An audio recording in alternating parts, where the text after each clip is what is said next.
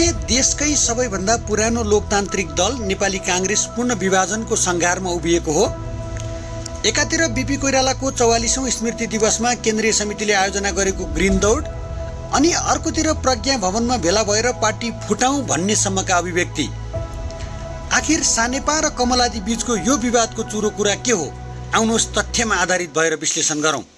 विशेष महाधिवेशनपछि सुरु भएको विवाद नेपाली काङ्ग्रेसमा गम्भीर रूपमा अघि बढिरहेको छ।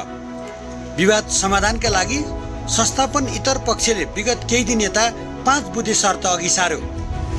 उक्त शर्तमा प्रस्ताव थियो 14औं महाधिवेशनको कार्यसमितिका पदाधिकारी तथा सदस्यहरूलाई विशेष महाधिवेशनको कार्यसमितिसँगै मिलाएर गगन थापा नेतृत्वको केन्द्रीय कार्यसमितिलाई पूर्णता दिनुपर्ने, सभापति गगन कुमार थापाको बहुमत रहने गरी कार्य सम्पादन समिति बनाउनु पर्ने, पुनर्गठित केन्द्रीय कार्यसमितिको बैठकले 15औं महाधिवेशनको कार्यतालिका घोषणा गर्नुपर्ने, वर्तमान संस्थापन पक्षको बहुमत रहने गरी महाधिवेशनसँग सम्बन्धित विभिन्न उपसमितिहरू बनाउनु पर्ने र महाधिवेशनको लागि सबैभन्दा महत्त्वपूर्ण आधार पार्टीको क्रियाशील सदस्यता भएकाले यसका लागि पार्टीभित्र विवाद हुनु पहिले नै वर्तमान सभापति गगन कुमार थापा तत्कालीन महामन्त्री संयोजक रहेको समितिले टुङ्ग्याएका सबै क्रियाशील सदस्यलाई 15औं महाधिवेशनमा स्वतः सहभागी गराउनु पर्ने माग उनीहरूले अघि सारेका थिए। तर संस्थापनले भने पहिलो प्रस्ताव अर्थात् 14औं महाधिवेशनको कार्यसमितिका पदाधिकारी तथा सदस्यहरूलाई विशेष महाधिवेशनको कार्यसमितिसँगै मिलाएर लैजाने कुरामा सम्भव नरहेको जनाएको छ।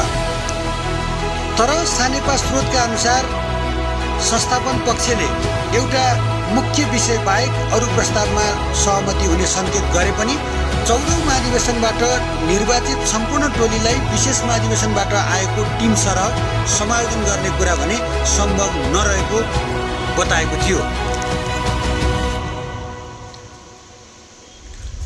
अब प्रश्न उठ्छ, के संस्थापन पक्षले गरेको निर्णय यो गलत हो त? आखिर गहिरिएर हेरौँ। जसले विशेष महाधिवेशनको खुलेर विरोध गरे, जसले महाधिवेशनलाई अवैधानिक भन्दै मुद्दा मामिला गरे र नयाँ नेतृत्वको सार्वजनिक रूपमै उछितो काटे, तिनै व्यक्तिहरूलाई पुनः उही पदीय मर्यादामा टीका लगाएर भित्र्याउनु कतिको न्यायसङ्गत हुन्छ? विशेष महाधिवेशन कार्यकर्ता र महाधिवेशन प्रतिनिधिहरूको लोकतान्त्रिक म्यान्डेट थियो। महाधिवेशनको प्रक्रियालाई नै अस्वीकार गर्नेहरूलाई बिना कुनै राजनीतिक आत्मसमीक्षा उही हैसियत दिनु भनेको विशेष महाधिवेशन र कार्यकर्ताको जनादेशको अपमान गर्नु हो। त्यसैले संस्थापन पक्षले यस विषयमा लिएको अडान राजनीतिक र नैतिक दुवै हिसाबले परिपक्व र स्वाभाविक देखिएको राजनीतिक विश्लेषकहरू बताउँछन्। इतिहास साक्षी छ, जब जब नेपाली काङ्ग्रेस विभाजित भएको छ तब तब देशमा राजनीतिक अस्थिरता बढेको छ र लोकतन्त्र कमजोर भएको छ। आज देशलाई गुटबन्दी र विभाजन होइन, स्थिरता र विकास चाहिएको छ।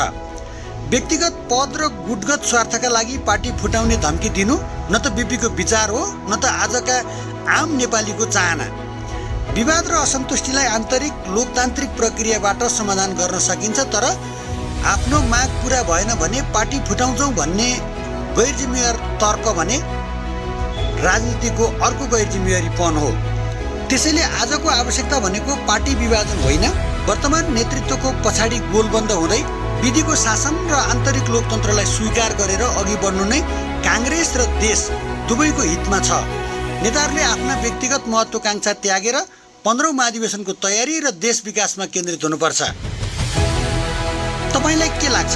के काङ्ग्रेस एक ढिक्का भएर अघि बढ्न सक्ला? आफ्नो विचार कमेन्टमा लेख्नुहोला। भिडियो मन परे सेयर गर्न नभुल्नुहोला। हस्, धन्यवाद।